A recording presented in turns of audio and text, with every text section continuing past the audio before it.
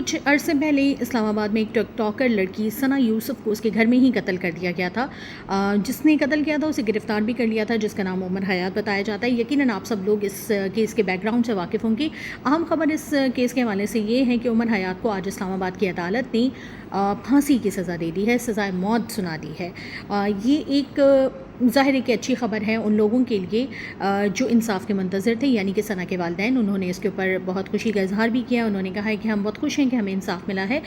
گو کہ ان کے دل اندر سے رنجیدہ ہی ہوں کہ ان کی اتنی پیاری چھوٹی سی لڑکی بلا وجہ اس طرح سے انہی کے گھر میں قتل کر دی گئی، اس کا کوئی قصور بھی نہیں تھا۔ لیکن یہاں پر میں آپ کو اس کا بیک گراؤنڈ بھی بتاتی چلوں کہ اس سزا میں ملزم عمر حیات کو 21 سال کی سزا بھی سنائی گئی ہے مختلف دفعات کے تحت، اور اس کے علاوہ اس کے اوپر 20 لاکھ روپے جرمانہ بھی کیا گیا ہے۔ یہاں پر اب آپ کو یہ بتائیں کہ جو یہ ملزم عمر حیات ہے، جب اس کو عدالت میں پیش کیا گیا تھا تو جج نے جب اس سے سوال کیا کہ تم نے ثنا کو قتل کیا، تو اس نے جواب دینے سے منع کر دیا۔ اس نے کہا کہ میں اپنے وکیل کی موجودگی کے بغیر جواب نہیں دوں گا، جس پر جج صاحب نے اس کو بتایا کہ تم 342 کا جو ہے بیان ریکارڈ کروا رہے ہو، جس میں وکیل کی موجودگی کی ضرورت نہیں ہوتی ہے، جج اور ملزم کے درمیان مکالمہ ہوتا ہے۔ لیکن چونکہ ملزم کافی جاہل ہے اور اس کے علاوہ اس کے وکیل نے بھی اسے شاید یہ مشورہ ہے، بلکہ یقیناً یہ مشورہ دیا ہوگا کہ کسی بھی قسم کے سوال کا جواب نہیں دینا، جس کے اوپر جج صاحب نے مزید بھی اسے سوالات کیے اسی کیس سے ریلیٹڈ، اسی اندھناک واقعے سے ریلیٹڈ، جس کا اس نے جواب دینے سے انکار یہ کہتے ہوئے کہا کہ میں اپنے وکیل کی موجودگی کے بغیر کسی بھی قسم کے سوال کا جواب نہیں دوں گا۔ بہرحال وکیل کی آمد کے بعد دوبارہ سے اس کیس کی جب سماعت ہو رہی تھی اور اس مقدمے کی سماعت ہو رہی تھی، تب جو اس کا وکیل ہے عمر حیات کا، اس نے عدالت پر دباؤ ڈالنے کی بھی کوشش کی، اور وہ اس طرح سے دباؤ ڈالنے کی کوشش کی کہ اس نے عدالت کو، یعنی کہ جج صاحب کو کہا کہ آپ فیصلہ کرنے سے پہلے اس بات کو دھیان میں رکھیے گا کہ ذاتی رنجش کی بنا پر قتل کے جرم میں سزائے موت نہیں دی جاتی، صرف اس بنیاد پر سزا مت دیں کہ اس کو سزا جو ہے سزائے موت دینی ہی دینی ہے۔ آپ اس مائنڈ سیٹ کے ساتھ جو ہے عدالت میں سزا نہ سنائیں۔ اس کے ساتھ ساتھ اس نے یہ بھی کہا کہ آپ یہ سوچ کر عمر حیات کو نہ دیں،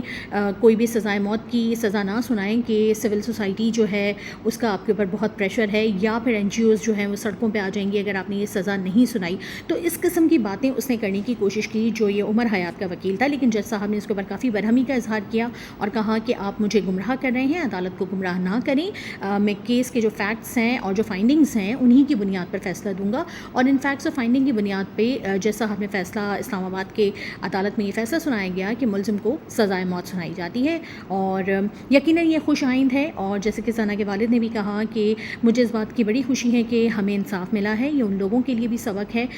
کہ ایک آدمی کو اگر جس نے کسی بچی کو قتل کیا ہے تو کوئی اور اس قسم کا اقدام اٹھانے سے پہلے 100 بار سوچے کہ عمر حیات کو بھی پھانسی کی سزا ہوئی تھی تو کہیں ہمیں بھی نہ ہو۔ تو اس سوسائٹی کے لیے بہت اچھا فیصلہ، اور یقیناً جو اس کے والد نے کہا ہے ہم سب بھی اس سے اگری کریں گے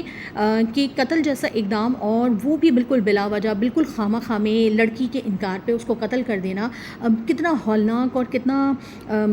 صفاقانہ ہے۔ میں سوچتی ہوں کہ اس لڑکی جو وہ دنیا سے چلی گئی، وہ زندہ ہوتی تو وہ کتنی اچھی زندگی گزار سکتی تھی، اس کے آگے دنیا پڑی تھی، زندگی پڑی تھی، وہ کامیاب ہو کے اپنے ماں باپ کا، اپنے ملک کا نام روشن کر سکتی تھی، اپنی زندگی میں ڈھیروں خوشیاں حاصل کر سکتی تھی، لیکن اسے اس دنیا سے اس طریقے سے قتل کر کے دوسری دنیا پہنچا دیا گیا۔ اس کے ماں باپ پہ کیا گزر رہی ہوگی؟ اس کے ماں باپ کہہ رہے ہیں کہ ہم بہت خوش ہیں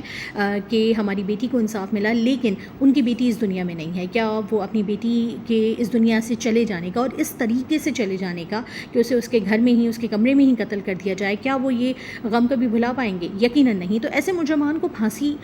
کی سزا بہت ضروری ہے۔ 21 سال کی قید کی سزا بھی اسے سنائی گئی ہے اور 20 لاکھ روپے جرمانہ بھی سنایا گیا ہے۔ میں یہ تو نہیں کہوں گی کہ قید کی سزا نہیں ہونی چاہیے، اس کو ڈائریکٹ پھانسی لٹکا دینی چاہیے، کیونکہ قانون کے اپنے اپنے تقاضے ہوتے ہیں اور ابھی مزید بھی اس میں پیشیاں ہو سکتی ہیں، سپریم کورٹ، ہائی کورٹ، اس میں بھی اپیلیں ہو سکتی ہیں۔ تو دیکھنا یہ ہوگا کہ واقعی اس کو پھانسی کی سزا دی جاتی ہے یا نہیں، یا جیسے ہم نے دیکھا تھا کہ اس سے پہلے بھی نور مقدم کیس میں ظاہر جعفر کو ابھی تک پھانسی جو سنائی گئی ہے وہ نہیں ہو سکی ہے۔ تو